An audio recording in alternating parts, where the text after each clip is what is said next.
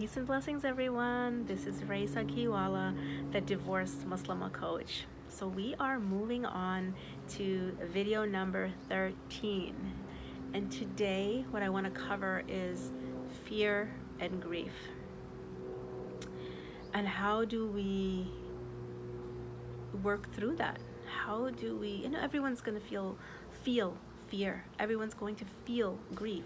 So how do we respond to it? How can we move forward? So when we're talking about fear and grief, usually talking about the past and the future. So grief is usually from a past event, traumatic event, painful event, tragedy, loss, and fear is from the unknown, what's coming up ahead. Fear is an emotion that is created by thought.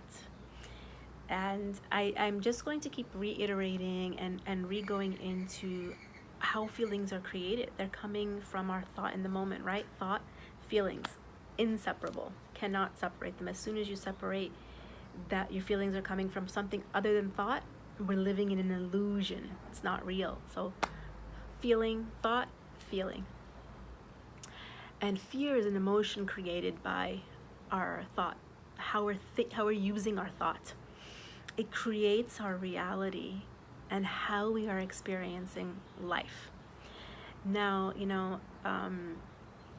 when Prophet Adam and Eve were leaving Jannah and going onto the earth, and Allah said, to go down from heaven and onto the earth, and when He's instructing them, when guidance comes to you from me, whoever follows my guidance, Allah's guidance, there will be no fear concerning them, nor will they grieve. And that is from the Quran. I just didn't document the source or the place. And with an understanding of the inside-out paradigm and how nothing can control or consume us, and because our feelings and how we're experiencing life is coming from our thought, how we're using our thought. Reading this ayah is so much more impactful and powerful because Allah is telling us that He was going to send us and be with us, guiding us, and that you don't have to worry about being afraid or grieving. Like these two things, fear and grief, there won't be any of that. And I can see how that is so true, because it's not that thing outside of us that's causing our situation, our pain, or our feelings, or our emotions. It's not the person, or it's not the situation or the thing. And and in another place in the Quran, Allah tells the children of Israel, remember my favor, which I have bestowed upon you, and fulfill my covenant upon you, that I will fulfill your covenant from me, and be afraid of only me. Gosh, that whole concept of fear, if it's only reserved for Allah, can you imagine what is possible for you and for me? Anything you can think of, anything you can think of and believe, Allah only has to say be, and it is. That's the type of possibility I'm talking about. And Allah's telling us right here that if you focus on me, follow my direction and my guidance, you have nothing to fear, and you also won't grieve. And with this understanding that our feelings are coming from our thought in the moment, and it can't be separated, they are not coming from the unknown, the future, or a traumatic event, which is grief from the past. So it makes sense. It's coming from our thinking around the event, about the event. It's coming from the unknown, projecting from the past or the present moment into the future, making things up, and then believing them, and then becoming afraid of them. And again, in the Quran, Allah subhanahu wa ta'ala tells us in chapter 3, verse 175, it is Satan who urges you to fear his followers, Do not fear them, but fear me if you are true believers. What is he telling us in that verse? A true believer does not buy into or believe fears because they're not real. The only one that we should fear is Allah. And what are we fearing about him? We're fearing his displeasure of us. We're fearing our eternal life, our akhirah. That's what we're fearing. Nothing else. We don't have to fear anything else. And Allah is reminding us again, it's that fear is only reserved for him. And the things that play or conjure up in our mind, coming from thought, how we're thinking about something, is related to shaitan. So don't believe the thoughts that come across your mind. They're not reality. They're not true. They are not truth. It can become your own reality of how you're experiencing your life, but it's not truth. The truth always lies in Allah, with Allah. And the power always lies with Allah.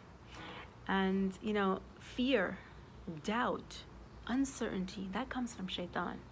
And this understanding from the inside out reinforces that, because our reality is being created moment by moment via thought.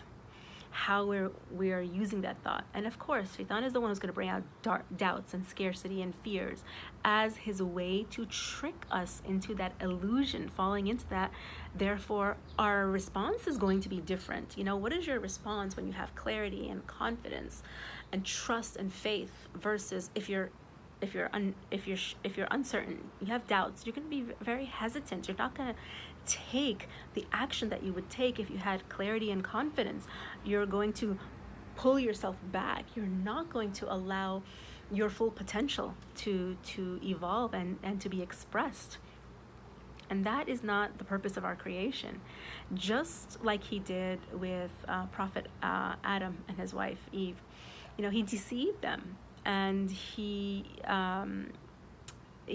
tricked them into believing that they would have, that they would be immortal, right? And that's his mission. And we know that, he made an oath to Allah that he's going to get us from all sides and he's not going to stop. And even from my own example and my own experience of going through the divorce and then going through a certain period of time where I accepted and I embraced, not just accepted, I went through a period of acceptance, but then also embraced that my boys are not going to be living with me. And what does that mean for me? And what meaning am I giving to it? And how am I interpreting it?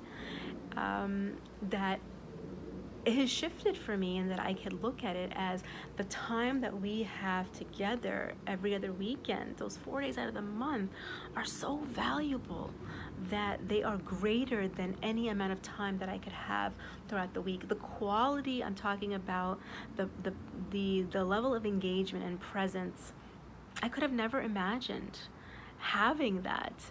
And there is no reason why we can't build a solid relationship with what we have, right? It's only what you're telling yourself. Like if I looked at the situation and I told myself, my thinking on the situation was, okay, well, harbor resentment towards their dad and towards them because this is the way our situation is, rather than accepting it and seeing how I can make the best out of it, how I could be present, focused, and engage in the moment and bring my best self. And that in turn gives them permission to be them and to really connect with me. And those are the memories that we build and that last and stay with us.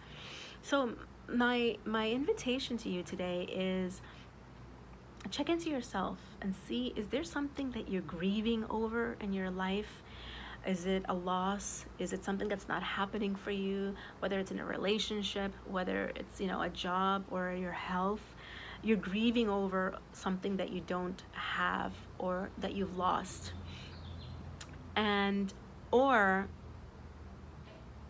are you living in doubt and fears from the unknown? And we've all experienced this, so this is something that is common for everyone. But think about what it is for you in your life, and ask yourself, how am I thinking about this situation? Is this the best way to think about it, or is there another way to look at it? Can you see that it's your thinking that's causing your feeling rather than the tragic loss, or not getting what you want, or the unknown? See if that can come into focus for you in terms of what is causing your experience in life for that situation. Is it your thinking, or is it that particular situation? And I'd love to hear your feedback, because when this clicks, it's like, oh my gosh, I've been looking at everything in life as if that person, that thing, that situation, that circumstance has power over me. And when that shifts to, oh, wait a minute, okay, that is happening or is existing. We're not denying that. But how I respond to it can change. How I perceive it and experience it, and my response to it can totally change, which is very, very empowering.